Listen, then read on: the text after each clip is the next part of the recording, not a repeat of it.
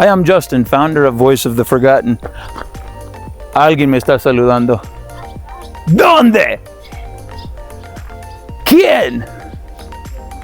Yo. Shh, yo. ¿Qué pasa? ¿Cómo estás? ¿Ya? No me hablen de respeto si no saben dar la mano. Yo sé bien quién es quién y lo tengo anotado. El que vive de mentiras no se mira reflejado y el que actúa como víbora termina envenenado. Join us as we uncover the darkness behind Mexico's orphanages and find the ones where your help can truly impact a child's life.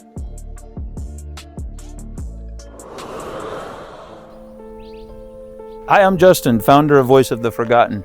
We're outside of... I always say it in Spanish, so I always forget it in English. Home for Children, Morelia. There we go.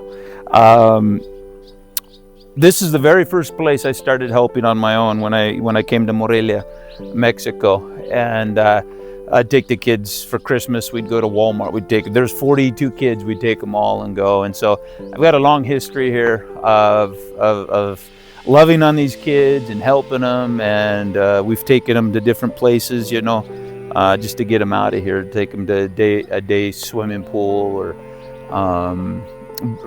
so many meals. We'd bring a lot of meals to them. We're outside of it right now because after they tried to kill us on the highway here in Mexico, the founder is Ana Laura. She lives in Michigan. And she gave strict orders that we weren't allowed in the orphanage anymore, and so that broke our hearts. It was emotional and hard. In fact, maybe we'll be able to include it, maybe not.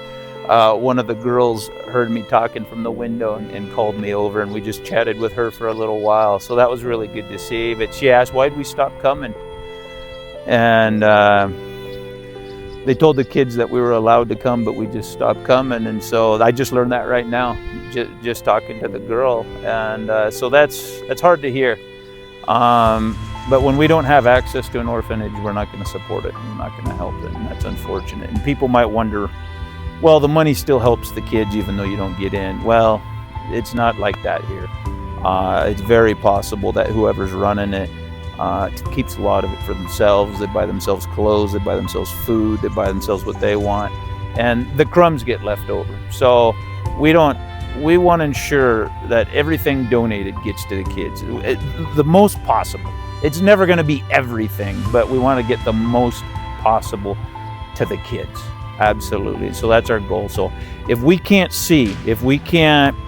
buy them food, or if we can't buy them clothes and deliver it to them in person, we don't do it because we don't know where it goes. So that's the story here.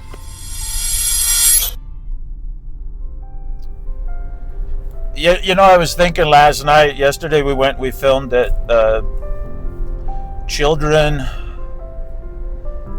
who was it? Home for Children Morelia or whatever.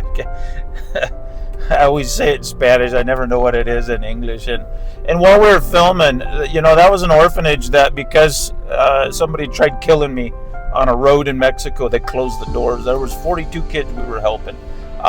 We'd bring them food. We'd bring them clothes. Years we connected with them, and they were our family. And the founder, Ana Laura, closed the doors.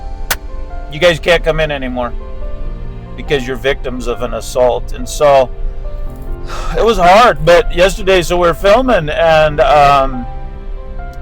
one of the girls heard my voice, and she must have been about 9 years old, 9, 10 or something, when the last time we were there. And she hollered from the window, and it was all in Spanish, so you guys won't be able to understand it. But she says, how come you didn't come back?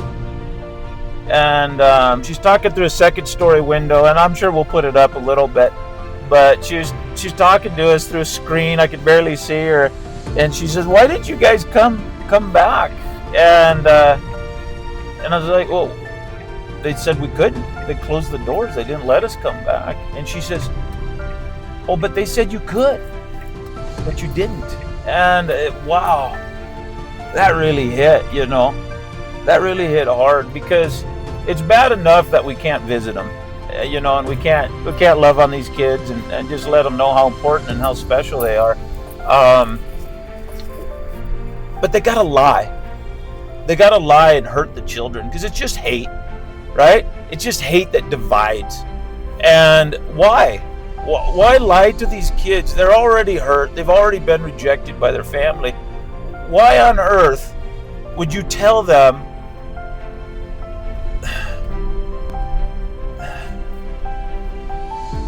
understand hate and you understand this world, I guess? But that really hit hard. And I said, man, I told her, I said, of course we wanted to come back. Of course we wanted to see you guys. And the kids know. They know. They know who has a heart that wants to bless them. They know who values them.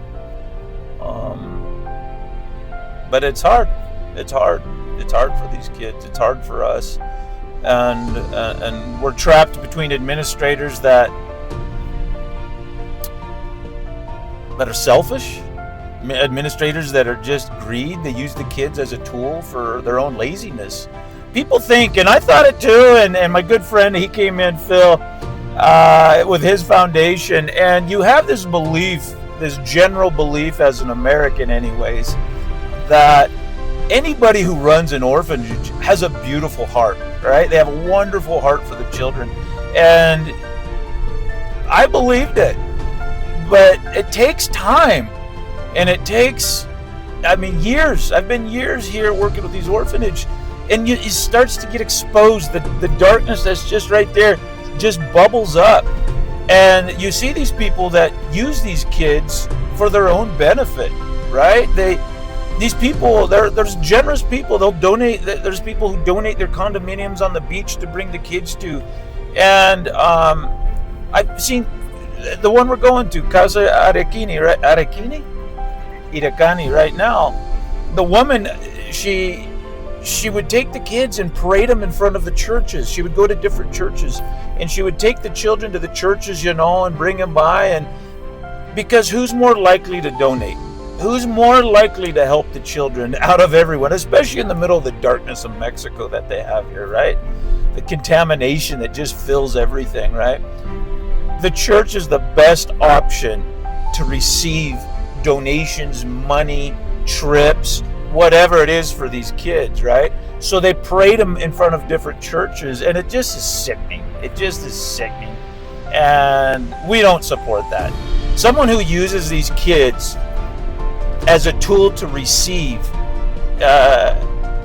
it's just disgusting. It is disgusting. And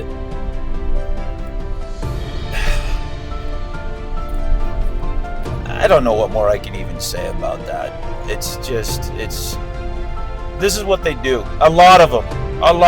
And that's why we're on this road trip. This is why we're going through Mexico.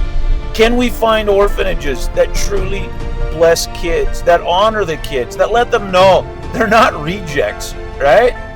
That they're loved, and there's people who love them. There's a God that loves them, and there's a God that values them. And we're looking for those orphanages. We're looking for the ones that will truly, truly bless a child's life and plant seeds of love that can grow, and so they can prosper in life. So that's what we're out here doing. That's why we're out driving these beautiful roads of Mexico, pothole free and all. Yeah.